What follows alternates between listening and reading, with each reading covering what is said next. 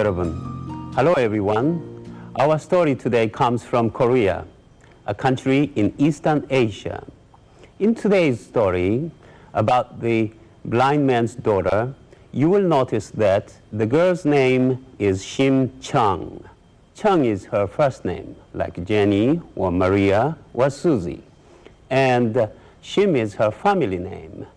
As in many Asian cultures, the family name is set first. So, if your name is John Smith in Korea, you would be called Smith John. Listen now to the tale of the blind man's daughter.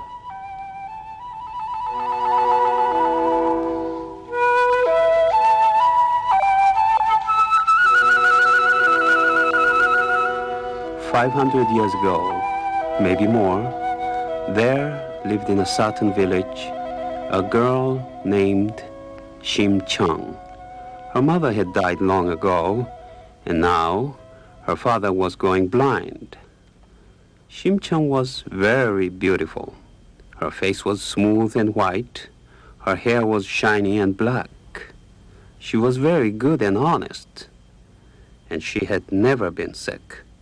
It was as if nothing could harm her. She guided her father when he had to work. But his blindness kept him from work, and little by little, all they owned had to be sold to keep them alive. The old man Shim became a beggar. He felt ashamed that his daughter had to go with him to beg for coins. One day, he went out alone. He tripped and fell into a ditch. He tried to climb out, but he couldn't. Then a strong hand reached out and lifted him up, and a voice spoke to him. "Give me 300 bags of rice for the temple, old man, and in time you shall have your eyes once again." It was the voice of a priest from the temple, and the old man's heart filled with hope. That evening, he told his daughter what had happened. But as he told her, his hope went away, and he got very, very sad. Aigo, there is no way for beggars like us to get so much rice." That night, as Shim Chung drifted off to sleep, she sighed, What to do? What to do?" "Do as I say," someone answered. In a dream, her dead mother told her how to get the rice and help her father see again. The next morning, Shim Chung awoke early.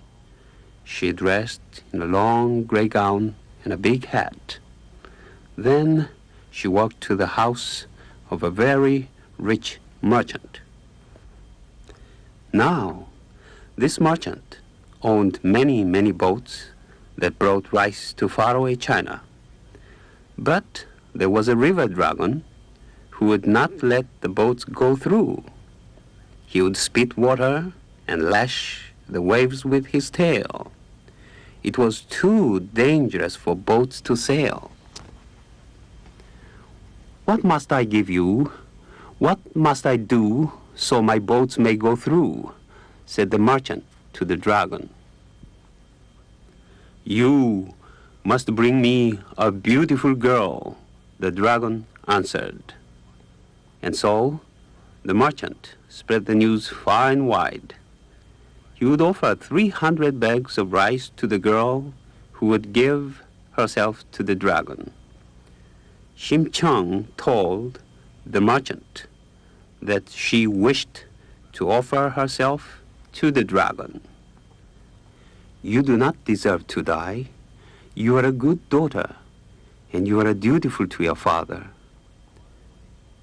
But there was no other way for Shim Chung to get the rice, so the bargain was made. The next day, Shim Chung watched the horses carry the bags of rice to the priest's temple. Then she bowed before the tomb of her mother and prayed, Oh, heavenly spirits, care for my father until he is cured. And she spoke to her neighbors. Oh, kind neighbors, care for my father until he is cured.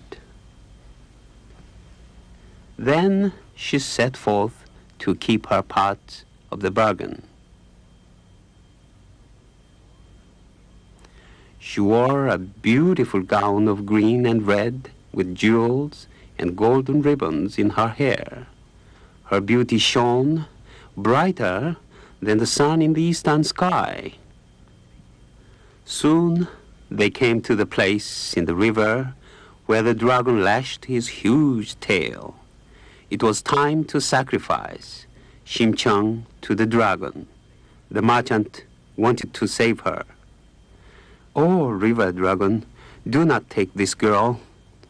But the river dragon demanded the beautiful girl. So Shim-chung said goodbye to the merchant. She closed her eyes and jumped off the side of the boat and disappeared into the water. Instantly, the river became calm and quiet like a garden pool. Shim-chung floated through the water. Pearls flashed before her eyes. Big rainbow-colored fish danced by, and sea plants tickled her nose as she brushed past them. At last, she arrived at the palace of the dragon. Kind sir, I am the daughter of the blind beggar, Shim.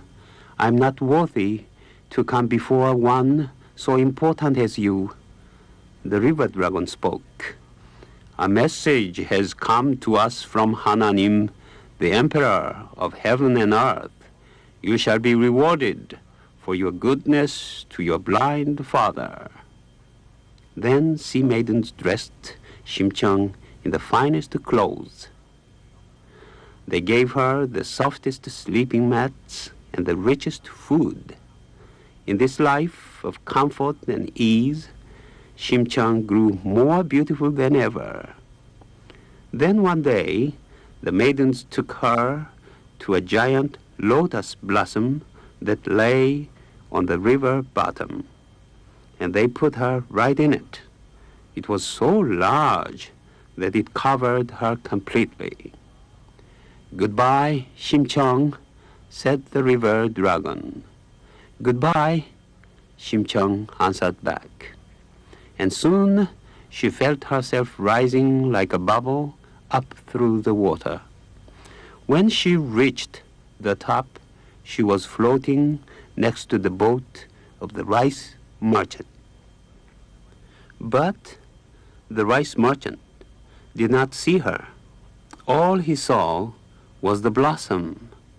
Never in heaven or on earth was there such a lotus flower as this, said the merchant. Let us take it to the king. The merchant presented the flower to the king. The king was delighted. No one else in all the world had such a blossom. Every day he admired it floating in the garden pool. All day long, Shim-chung hid inside the giant flower. Then one night, as she ventured out of the blossom, the king discovered her. She ran to hide, but the blossom had disappeared. The king looked at her. Can this be a spirit? She's so beautiful. He called his wise men. On the day the lotus flower was brought to the king, a bright new star had appeared in the sky. That's a good sign. And so he made Shim-chung his wife. Shim-chung was happy in her life as a queen, but some days she would think of her poor father. Here I have all I want, but my poor father's eyes are closed to the world. One day, the king saw her weeping. "Aigo, my husband," Shim-chung said to the king, "I have had a dream about a blind man.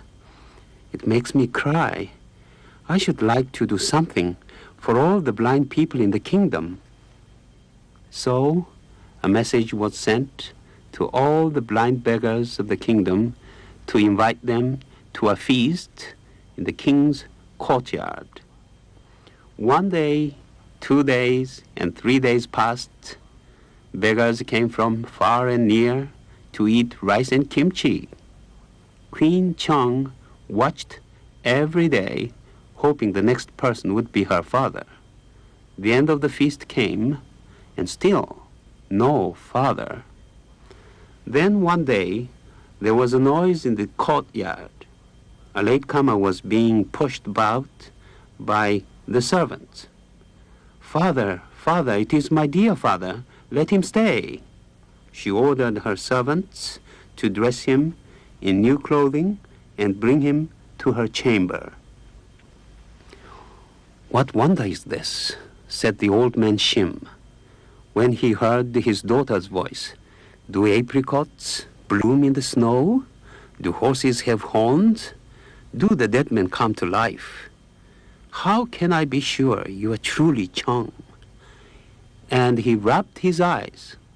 Suddenly, just as the temple priest had promised, the old man's sight returned. "Oh, my goodness, you are beautiful," he said. The king welcomed Shim Chung's father into the palace, and Queen Chung was happy all day long. Her father could see again. This was the heavenly reward to the dutiful daughter of the blind beggar Shim.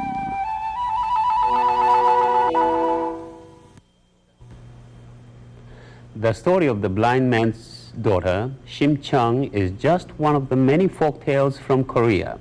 You can find others in your school or public libraries. Stories such as The Man Who Lived 1,000 Years and A Korean Cinderella, Kongji Patji. Read and enjoy the folk tales from Korea and from all over the world. Share a story with a friend so our tales will never end.